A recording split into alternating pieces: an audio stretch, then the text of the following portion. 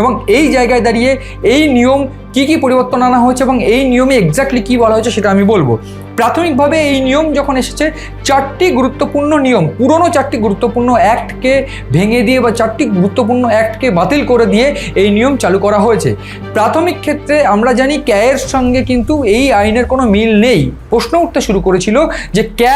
যারা মূলত অনুপ্রবেশকারী, যারা বাইরে থেকে এসেছে, আমাদের প্রতিবেশী যে দেশগুলো বা বলা যায় বাংলাদেশ, পাকিস্তান, আফগানিস্তান, এই সমস্ত দেশগুলো থেকে, প্রতিবেশী দেশগুলো থেকে যারা সংখ্যালঘু এবং 6টি ধর্মাবলম্বী, যারা হিন্দু, বৌদ্ধ, খ্রিস্টান, জৈন, পার্সি, এই সমস্ত 6টি ধর্মাবলম্বী যারা রয়েছে তাদেরকে 2014 31 ডিসেম্বরের আগে যারা এসেছেন, এবং সেক্ষেত্রে একটা নিয়ম বলা হয়েছিল যে এই আবেদন করার 1 বছর বা 14 বছরের আগে 5 বছর যদি থাকেন সেক্ষেত্রে তাদেরকে মূলত ক্যায়ের আবেদন করতে পারবেন এবং তাদেরকে ভারতীয় নাগরিকত্ব দেওয়া হবে। সেই যে ক্যায়ের কিছু নিয়ম, সেই নিয়ম কিন্তু এইবার ইমিগ্রেশন অ্যাক্টে পাল্টে ফেলা হয়েছে। এবং যে 4টি নিয়মের কথা আমি বলছিলাম বা যে 4টি অ্যাক্টের কথা বলছিলাম, যে 4টি অ্যাক্ট বাতিল করে এই ইমিগ্রেশন অ্যাক্ট এসেছে নতুন, সেই 4টি কি এবং এই ইমিগ্রেশন অ্যাক্টকে সেটা আমি বলতে শুরু করবো এবার। প্রাথমিকভাবে পাসপোর্ট এন্ট্রি টু ইন্ডিয়া, যখন 1920 সালে অবৈধভাবে কেউ ভারতে প্রবেশ করছিল তখন বিদেশিরা মূলত এই অ্যাক্ট চালু করে এবং যারা বৈধভাবে ভারতে আসতে হবে এবং সেক্ষেত্রে এই পাসপোর্টের এন্ট্রি নিয়ে আসতে হবে। এই ক্ষেত্রে পাসপোর্ট এন্ট্রির পর রেজিস্ট্রেশন অফ ফরেনার্স, এবং রেজিস্ট্রেশন অফ ফরেনার্সে 1939 সালে এই আইন পাস হয় এবং এই রেজিস্ট্রেশন অফ ফরেনার্সে পরিষ্কার করে বলা হয় যারা অভিবাসী বা যারা বাইরে থেকে এসেছে বা যারা মূলত ফরেনার্স, তাদের গতিবিধি নিয়ন্ত্রণ করার জন্য বা নজর রাখার জন্য এই অ্যাক্ট রেজিস্ট্রেশনের জন্য নিয়ম চালু করা হয় 1939 সালে। এরপর 1946 সালে যে নিয়ম আসে ফরেনার্স অ্যাক্ট, অর্থাৎ ফরেনার্স অ্যাক্ট, অর্থাৎ সেক্ষেত্রে যারা মেয়াদ উত্তীর্ণভাবে আসবেন বা কোনোভাবে যারা পাসপোর্ট এন্ট্রি করেছেন বা মেয়াদ উত্তীর্ণ হয়ে গেছে বা যারা অবৈধ হিসাবে গণিত হবে, যারা অবৈধ অনুপ্রবেশকারী হিসাবে গণিত হবে, তাদেরকে কিন্তু পুশব্যাক করার যে সিস্টেম, সেই সিস্টেম 1946 সালে আসে এবং সেক্ষেত্রে সেটা ফরেনার্স অ্যাক্ট হিসাবে দণ্ডিত হয়। এবং এরপর 2000 সালে the immigration and the carriers liability, এবং সেক্ষেত্রে এই ইমিগ্রেশন বা অভিবাসনের ক্ষেত্রে পুশব্যাক বা ফাইন, অন্যান্য যেসব নিয়ম সেইগুলো চালু হয়। এবং এক্ষেত্রে এই 4টি নিয়ম বাদ দিয়ে নতুন যে ইমিগ্রেশন অর্থাৎ সংবিধান বা immigration and the foreigners act 2025 চালু হয়, এই যে নিয়মটা, সেই নিয়মে কিন্তু বেশ কিছু পরিবর্তন এই 4টি বাদ দিয়ে করা হয়েছে। যে 4টি লয়ের কথা আমি বললাম বা অ্যাক্টের কথা বললাম, সেইগুলো বাদ দিয়ে যেগুলো করা হয়েছে, মূলত ব্যুরো অফ ইমিগ্রেশনকে আরও শক্তিশালী করা হয়েছে। এরা মূলত আগে কখনো তদন্ত করতে পারতো না। তারা মূলত যেটা করতে পারতো, কেউ যদি ঢুকতে চাইতো, সেটা যদি অবৈধ ভিসা থাকতো বা অবৈধ পাসপোর্ট হতো, তাদেরকে কোনোভাবে ভিসা এন্ট্রি দিত না, তাদেরকে আটকে দেওয়া হতো। বর্তমানে এই ইমিগ্রেশনকে যে ক্ষমতা দেওয়া হয়েছে এই আইনের মাধ্যম দিয়ে, তারা সেটাকে তদন্ত করতে পারবে। তারা এই যে ব্যক্তি যারা অনুপ্রবেশ করার চেষ্টা করবে তাদেরকে তদন্ত করে তাদেরকে ডিটেনশন ক্যাম্পে পাঠাতে পারবে। এক্ষেত্রে আদালতের যে ক্ষমতা, সেই ক্ষমতা রীতিমতো কেড়ে নেওয়া হয়েছে। এক্ষেত্রে আরও একটা বিষয় গুরুত্বপূর্ণভাবে উল্লেখযোগ্য, সেক্ষেত্রে ডিস্ট্রিক্ট ম্যাজিস্ট্রেট বা এক্ষেত্রে যারা এই ডিটেনশন ক্যাম্পের ক্ষেত্রে আমরা আসামে দেখেছিলাম বা একটা রেগুলারিটি বডি রয়েছে, সেই বডির কাছে আবেদন যাবে এবং সেই বডির কাছে আবেদন বা সেই অ্যাক্ট অনুযায়ী সেই বডির কাছে আবেদন করার পর সেক্ষেত্রে এই তদন্ত করেই ঠিক করা হবে যে তিনি বাংলাদেশি কিনা বা তিনি অনুপ্রবেশকারী কিনা বা তিনি ভারতীয় কিনা। এরপর তাকে ডিটেনশন ক্যাম্পে কিংবা পুশব্যাক যে সমস্ত প্রসিডিওর রয়েছে সেগুলো ধার্য করা হবে। এছাড়া এই নিয়মে আরও বেশ কিছু পরিবর্তন করা হয়েছে, যে ক্ষেত্রে ভুয়ো পাসপোর্ট এবং ভুয়ো ভিসা ব্যবহারের ক্ষেত্রে 7 বছর জেল এবং 10 লাখ টাকা পর্যন্ত জরিমানা হতে পারে। এবং বিভিন্ন ক্ষেত্রে বিভিন্ন জায়গার হোটেল বা বিভিন্ন প্রতিষ্ঠানগুলোকে বলা হয়েছে যে কোনোভাবে এই যে পরিচয়পত্র বা এক্ষেত্রে নাগরিকত্ব না দেখে কাউকে রাখা বা কাউকে কোনোভাবে স্থান দেওয়া বা ঠাঁই দেওয়ার কোনো জায়গা নেই এবং সেক্ষেত্রে তাদেরও কিন্তু জরিমানা হতে পারে। এক্ষেত্রে এফআরও নিয়োগ করা হয়েছে। ইউপিতে যে 7টি নেপাল সীমান্তবর্তী এলাকায় জেলাশাসক বা পুলিশ কমিশনারদের কিন্তু এফআরও বা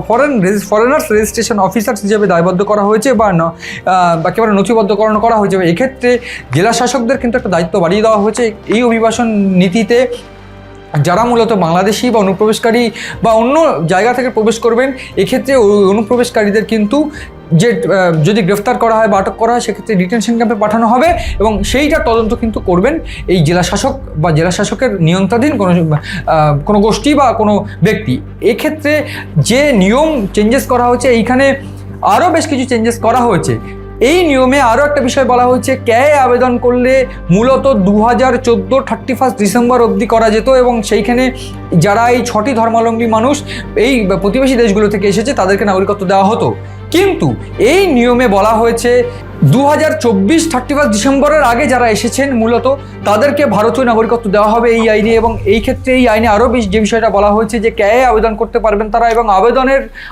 যে নিয়মটা আগে ছিল যে আবেদন করার 1 বছর আগে থেকে কিন্তু তাকে ভারতে থাকতে হবে এবং তার 14 বছর আগে থেকে 5 বছর অন্তত ভারতে কাটাতে হবে। তো এই যে নিয়ম মূলত সেই নিয়মে কিন্তু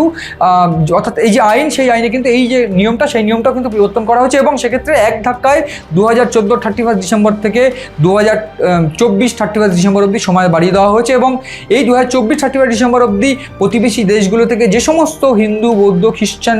জৈন, পার্সি যে সমস্ত 6টি ধর্মাবলম্বী মানুষ যারা সংখ্যালঘু মূলত এই দেশগুলোতে, তারা যদি ভারতে আসেন সেক্ষেত্রে তাদের নাগরিকত্ব দেওয়া হবে। এবং এইটা মূলত নির্বাচনের আগে অর্থাৎ পশ্চিমবঙ্গ সহ বিভিন্ন জায়গায় যেখানে বিধানসভার নির্বাচন রয়েছে সেই নির্বাচনের আগে একটা গুরুত্বপূর্ণ চাল হিসাবে মনে করা হচ্ছে। ভারতের থেকে আসাম থেকে বেশ কিছু ক্ষেত্রে পুশব্যাক করার যে অভিযোগ, সেই অভিযোগ পাওয়ার পরেই কিন্তু গুরুত্বপূর্ণ ক্ষেত্রে ডিটেনশন ক্যাম্পের এই যে বিষয়টা ভাবা হচ্ছে, তার কারণ ডিটেনশন ক্যাম্পে রাখা হবে প্রাথমিকভাবে তাদেরকে, এবং ডিটেনশন ক্যাম্পে গেলে বা কেউ যদি এই মূলত তারা বাংলাদেশি বা অনুপ্রবেশকারী হিসাবে যদি বিবেচিত হয়ে ডিটেনশন ক্যাম্পে যান সেক্ষেত্রে তার বহু অধিকার যেমন খর্ব হবে, অন্যদিকে তাদের একটা সুবিধাও রয়েছে। অন্যান্য ক্ষেত্রে ডিটেনশন ক্যাম্পে কিন্তু স্বাস্থ্য সংক্রান্ত বিষয় বা অন্যান্য ক্ষেত্রে খাওয়া দাওয়ার বিষয়টা কিন্তু এই ডিটেনশন ক্যাম্পগুলোতে দেখাশোনা করা হবে, বা এই ডিটেনশন ক্যাম্পগুলোকে সেগুলোকে এনশিওর করতে বলা হয়েছে বলে নির্দেশিকা রয়েছে। কিন্তু এই নির্দেশিকা নিয়ে গোটা দেশ জুড়ে বিরোধীদের তরফ থেকে একটা তুমুল হট্টগোল বা তুমুল অভিযোগ আনতে শুরু করেছে বিজেপির বিরুদ্ধে, এবং সেক্ষেত্রে একেবারে ঘুরপথে এনআরসি বা ঘুরপথে সাধারণ মানুষকে হেনস্থা করার চেষ্টা, এই সমস্ত অভিযোগ আনলেও প্রাথমিকভাবে কেন্দ্র সরকারের তরফ থেকে যে বিষয়টা স্পষ্ট করা হয়েছে যে এই অভিবাসন নীতি শুধুমাত্র বাংলাদেশি অনুপ্রবেশকারীদের পাকড়াও করা এবং পাকড়াও করতে, এর আগে ক্যায়ে কিন্তু কোনোভাবে আবেদন করলে বাংলাদেশের নাগরিক যদি কেউ আবেদন করে সেক্ষেত্রে নিয়ম না মেনেও যদি আবেদন হতো, অর্থাৎ 2014 পরে যারা ঢুকেছেন তারাও যদি আবেদন করতো তাদের কাউকে গ্রেফতার করা বা তাদের কাউকে কিন্তু আটক করা হতো না। এক্ষেত্রে যদি কেউ বাংলাদেশি ধরা পড়ে যারা মূলত অর্থাৎ হিন্দু, বৌদ্ধ, খ্রিস্টান, পার্সি বা এই ধর্মাবলম্বী নন, তারা যদি আবেদন করে সেক্ষেত্রে অন্য ধর্মের বা অন্য কোনো ব্যক্তি বা যারা পরে এসেছেন তাদের ক্ষেত্রে কিন্তু ডিটেনশন ক্যাম্প একমাত্র জায়গা হতে চলেছে। এই বিষয়টা কিন্তু একেবারে এনশিওর করেছে বা এই বিষয়টাই কিন্তু শিলমোহর পড়ছে এই কেন্দ্রীয় সরকার বা স্বরাষ্ট্র মন্ত্রকের নির্দেশিকায়। সব মিলিয়ে এই এনআরসি বা ক্যা বা এই নতুন নিয়মে এই ডিটেনশন ক্যাম্পের যে জল, সেই জল যে অনেক দূর গড়াবে তা নিয়ে কিন্তু কোনো সন্দেহ নেই। সব মিলিয়ে নজর রয়েছে আমাদের, নজর রাখুন আপনারাও সিএন ডিজিটালের পাতায়।